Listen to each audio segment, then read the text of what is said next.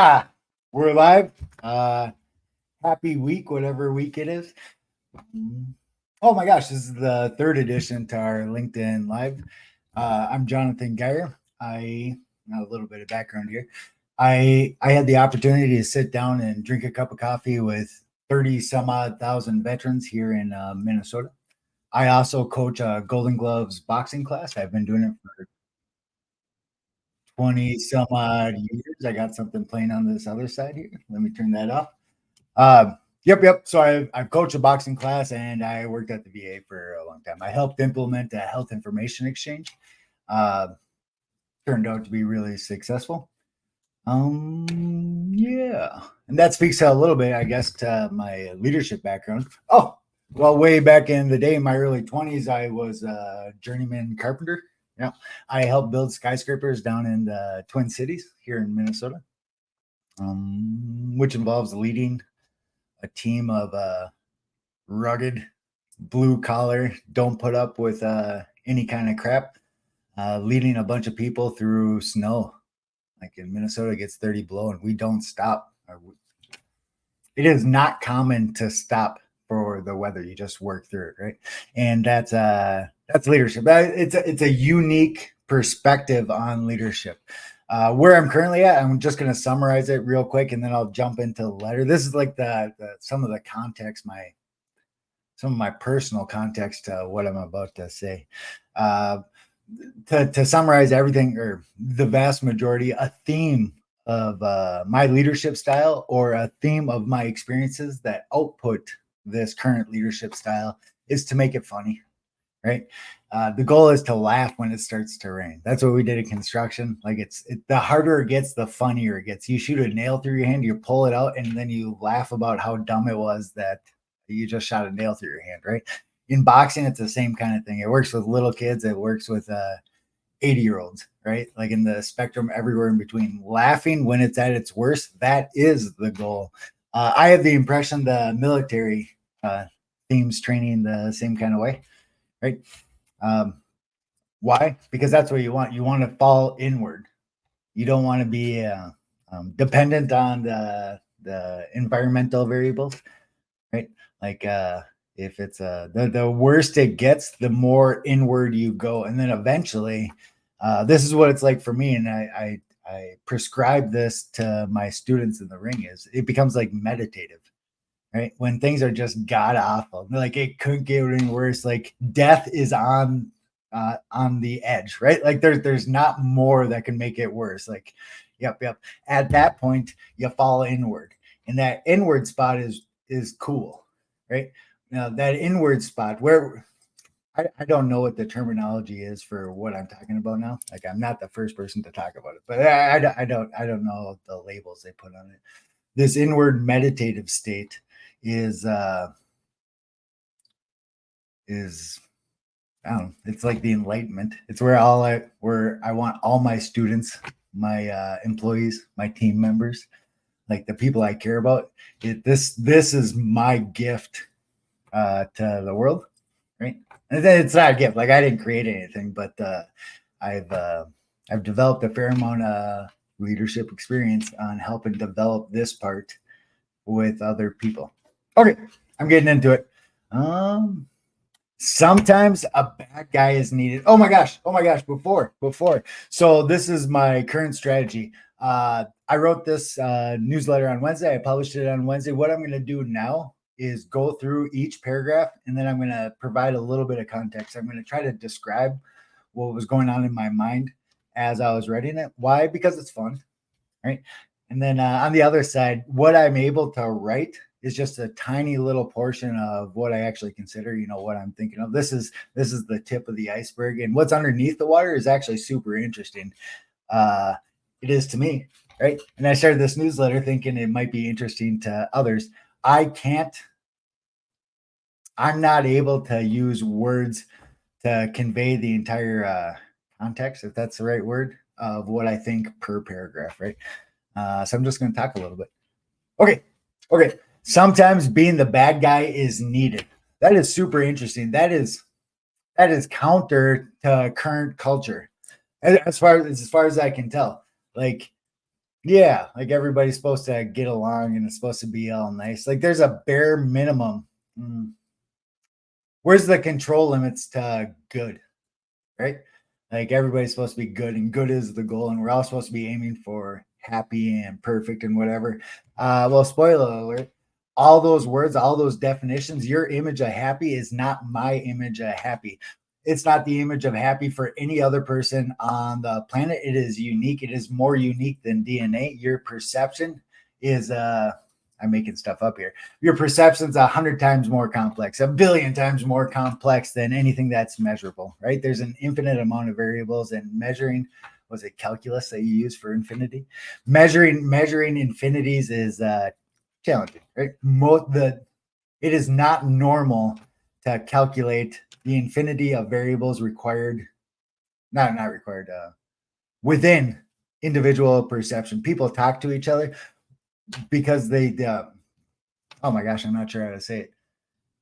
I'm going down a rabbit hole here. Well, whatever. People talk to each other. When you're talking to each other, you're actually talking to each other from two different perspectives. It is impossible for two different people to be thinking of the same thing. Impossible. So when we're communicating, hey, I agree with you. Hey, that's a good idea. I understand. Actually, what we're communicating is just the tiniest little tip of this depth of definition. That was a rabbit hole. Okay. So sometimes a bad guy is needed. This post and its title speak to leadership and the perception of leadership. Example, what if you're a 10-year-old kid and you need to go to school, but you don't want to go to school? Most would agree giving a kid what they want only because they want it is bad. I'm a parent. I have two kids and they want a lot of things. And I feel most people would agree. My moral stance is just because they want it doesn't mean you should give it to them, right? And I consider that normal parenting, good parenting, because it hurts to tell them no. Like we're having a good time, we're at the store, everything is going great, and then they decide that they want that pound of candy, and I tell them no. Now we're gonna have a bad time at the store, and the rest of the experience might be bad, right? I know this ahead of time and I'm still telling them no. So I'm choosing as a leader, I'm choosing to make the rest of, I'm consciously choosing to hurt the rest of ours at the store. I'm making this up, at the store experience by not giving my daughters what they want. Right. That's a choice. So then, uh, extreme ownership. I am responsible for the rest of the shopping trip being bad, right? Because I made the choice. My kids don't like the idea that I've made the choice. Team members don't like the idea that leadership makes that choice. Um, yeah, yeah. Okay. Um, Most would agree giving a kid what they want only because they want it is bad. What if your kid wanted a gun? Oh gosh, that's that's extreme. What if your kid wanted to go out and um, stay outside all night long? Something crazy. It doesn't really matter. It is normal to tell people no when you're talking an adult to a kid, right? And I'm trying to paint a picture here. Okay, next sentence. The next level thought. What if you're an adult leading other adults? And this is where it gets interesting. Well, I'm going to read my next paragraph because it summarizes it. I am choosing to dive straight into the deep end, and I hope my newsletter audience enjoys this opportunity to deep dive into these deep thoughts too. I was patting myself for using deep so many times. Would the legal age be morally definitive when leading legal adults? This is an interesting thought.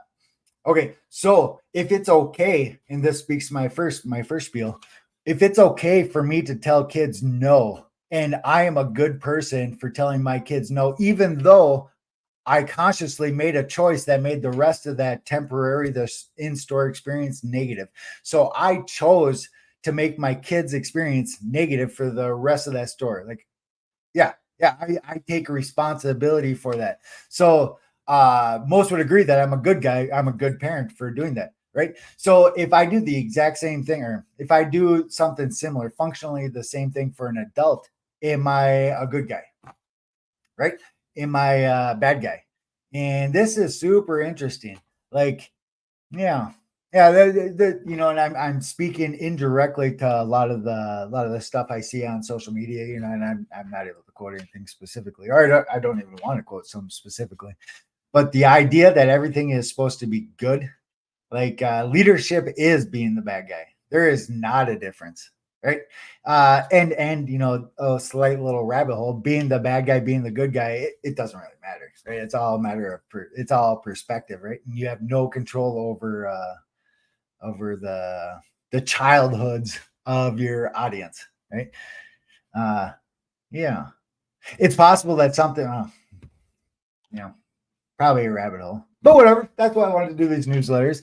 It's possible that things that happen in people's childhood, not possible, guaranteed. It's guaranteed that things that happen in people's childhood impact their present day perception, regardless of their kids or their adults or whatnot. So somebody's perception of you as a bad leader, you as a bad guy, it doesn't correlate specifically, or yeah, actually, maybe this kind of nullifies correlation in general, because you could say that the decision an adult made to the next adult or whoever this childhood, this example I'm using, or this person in this example of childhood influence that I'm using.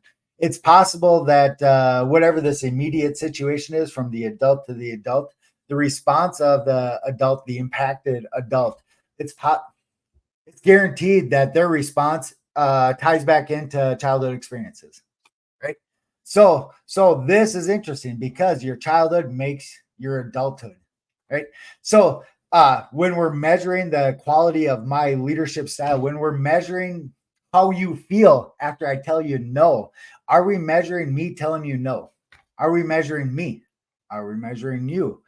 Or are we measuring that one goofy time some a-hole kid in school made fun of you in a similar way, and now this trauma, this deep-seated experience that probably doesn't even, probably consciously don't even remember it, is it correlating back to this experience I knew nothing about, and it's just been hiding with you this entire time, or hiding with the person this entire time?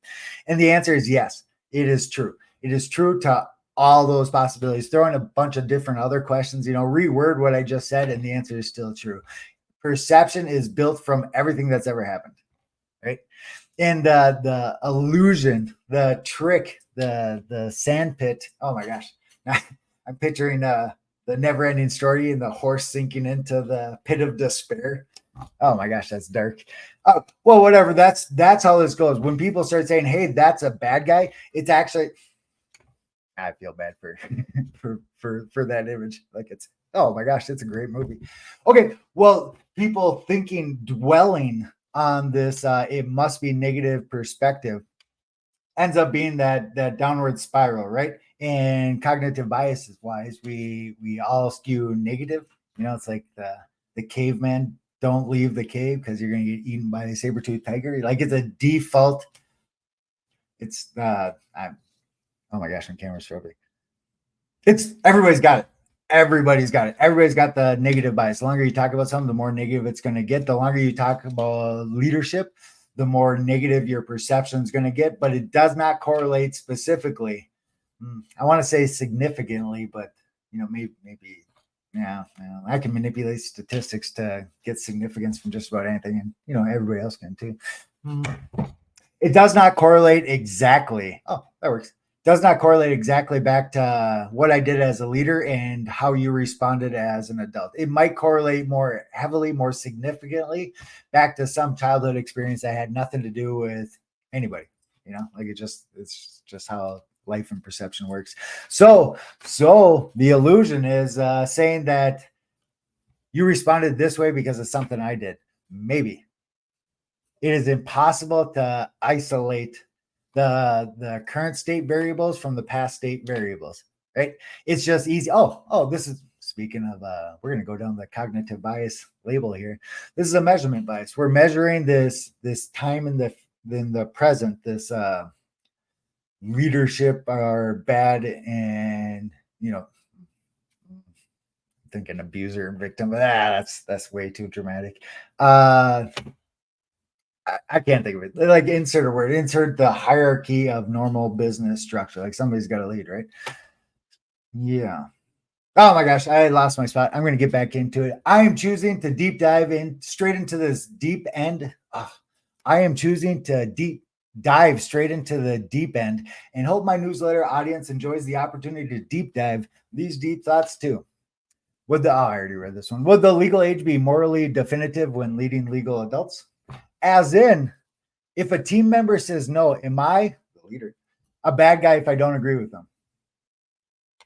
And this is like a particle duality point, which I reference in my next paragraph or whatnot. The answer is true. Am I a bad guy? True. Am I a good guy? True. They are both true simultaneously. So then anything that comes after this cloud of probabilities, anything that comes after is actually a measure of your perception, not the factual situation.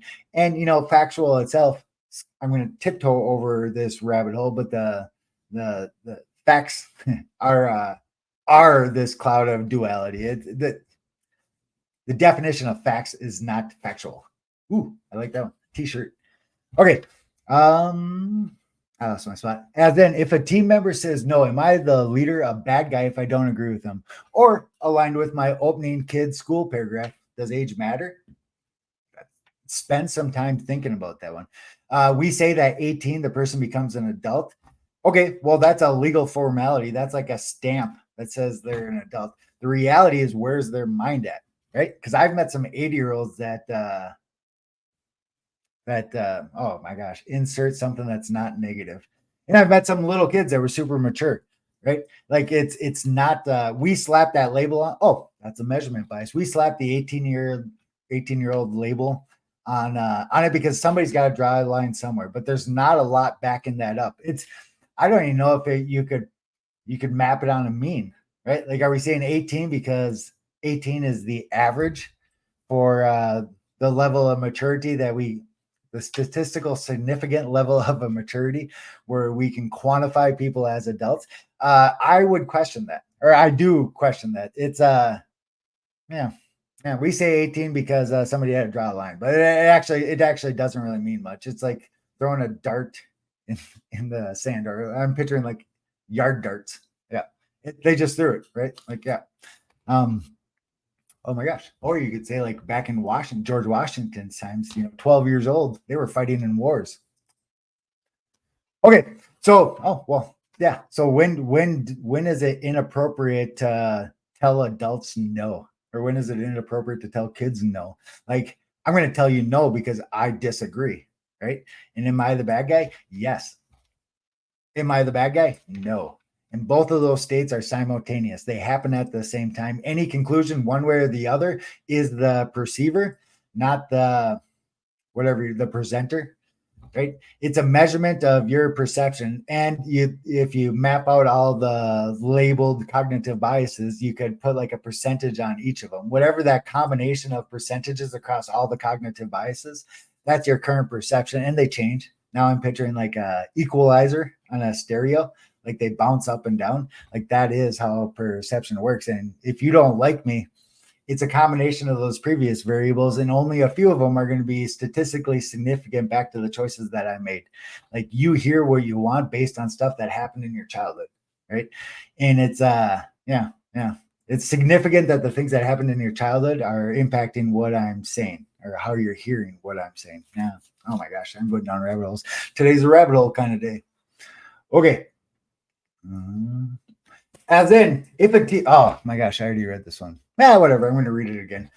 As in, if a team member says no, am I the leader, a bad guy if I don't agree with them? Yep, that's okay.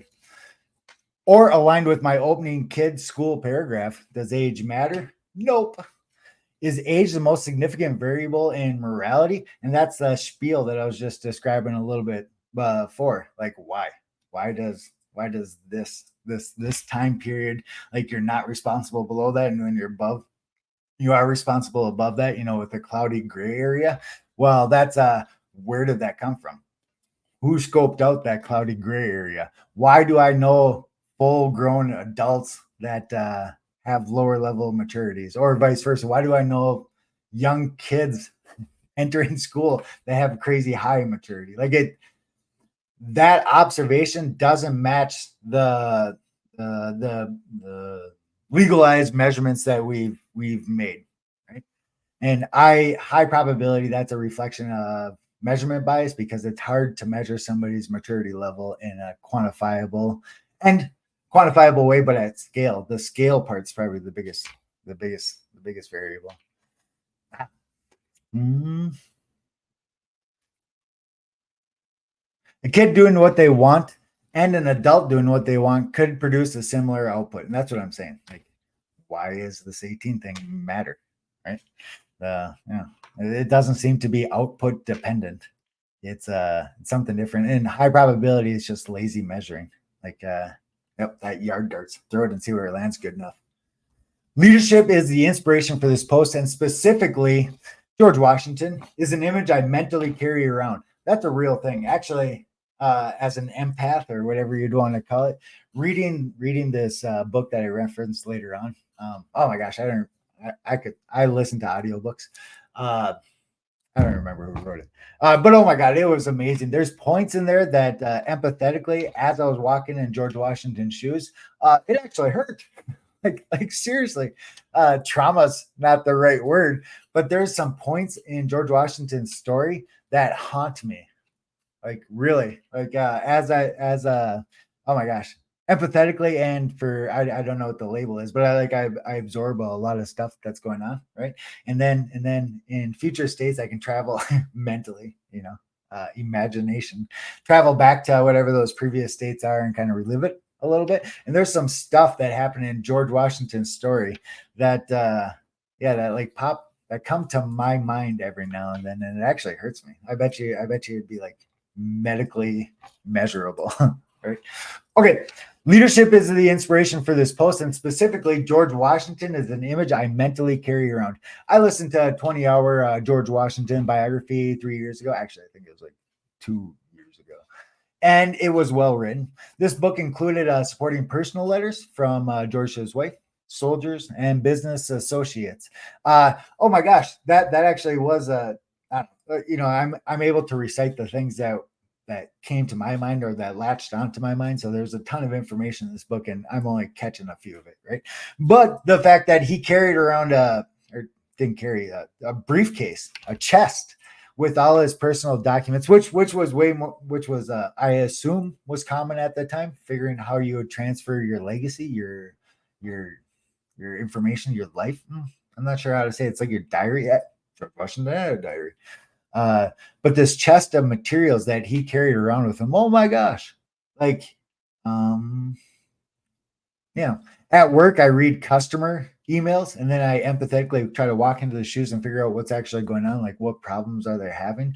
Well, the same kind of idea, perspective works walking in George Washington's feet and reading these letters. It reads like a customer's email. And empathetically, if you're trying to figure out what's going on in the customer's life, whatever that process is for you, it works great on this vast trove of personal letters that we still have from George Washington because of this chest that he carried around her. I don't remember the full story, but this chest was a big deal, and he made a point to keep it. Like, it didn't just happen. Like, he deliberately kept this collection of notes and letters and stuff. Yep.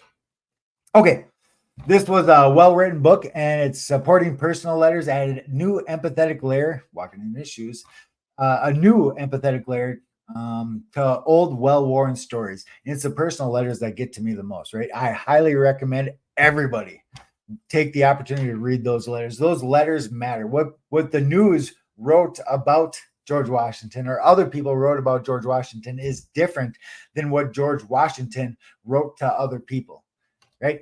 Like, you can dissect where his mind was at by what he wrote. Oh my gosh, I'm almost out of time. We're good to go. Prime takeaway: good guy is not the goal. The stereotypical image of good is a bias.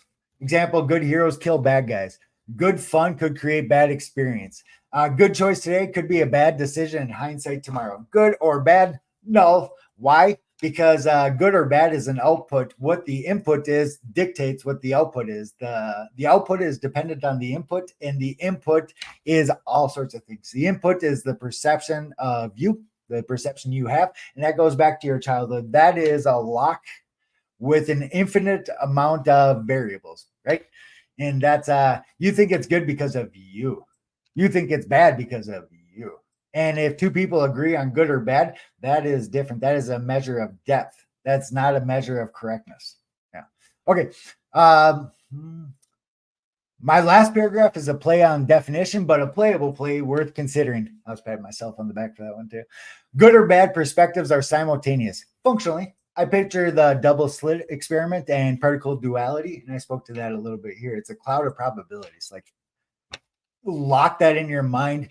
Life actually works like that. Okay. Functionally, I picture the double split experiment and particle duality. The pattern inside personal perception is an output of observation, not facts, logic, or reason.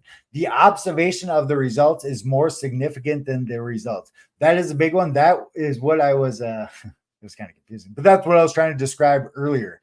Like, what you think, what the output is after these infinite amount of layers of personal experiential, if that's a word, the stuff that happened in your childhood, like, you are seeing whatever those facts are through all of those, that infinite amount of lenses. I'm picturing this like pieces of glass, like it's an infinite amount of these lenses. And that's why I'm saying that those lenses matter more than whatever you're looking at, right? You see what glasses half full, glasses half empty. That's you.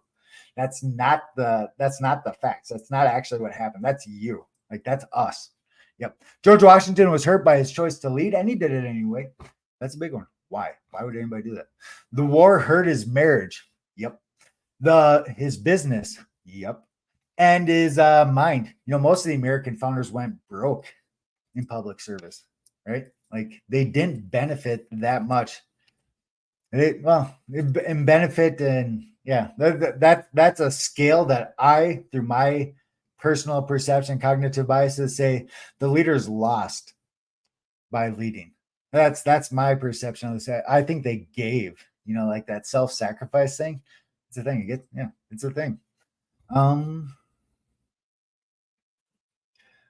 The war hurt his marriage, his business, his mind. It's interesting to consider how many people disagreed with George Washington and the war at that time.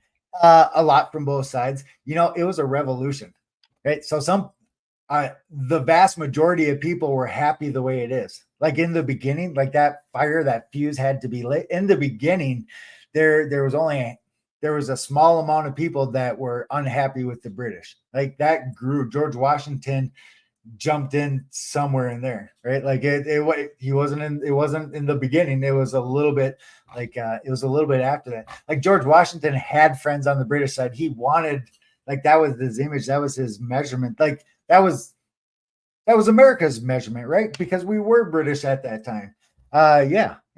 It's interesting. Mm-hmm. He did it anyway. Why is the start and conclusion to this week's newsletter. Why would somebody choose to not only be blasted as a bad person, but also give up a good life to do it? He was married. He had his farm. He was a surveyor. He had a crap ton of land. Like, he was sitting good, right? And he was going up against his friends. Like, he was going up against people he liked. Like, I picture like mentor and mentee. Like, he was picking fights with his mentors, and that empathetically hurts me a bit too. I'm not really sure why, but when I walk in his shoes, that's a big one. 1 minute left. Okay, why is the start and conclusion to this week's newsletter? Why would somebody choose to not only be blasted as a bad person, but also be willing to give up a good life to do it? Why? Because somebody needed to do it. Yep. Somebody needed to tell the kids, nope, we're not buying a pound of candy, right? They didn't like it. Somebody had to do it anyway. Somebody needed to take the lead, pick the fights, and be the bad guy. This is counterintuitive. This is counter to culture. Like, everybody wants to be the good guy. Yeah. Good guys serve a purpose, and there's a well-scoped time and place for balanced agreements, emotional compromise. A good guy would have lost the war. A good guy would have gave up when giving up was not the right choice. George Washington's private letters to his wife present a different image than his public-facing articles and his speeches. This observation hit home for me, and messes with me a bit as I write this. It's a thing. George Washington took the bad guy role because America needed him to take the bad guy role. It hurt him to do it, and he did it anyway. Bam, done. Have a good week. This is awesome. Oh my gosh, I gotta figure out how to end it. Okay, thank you all. We'll see you next week.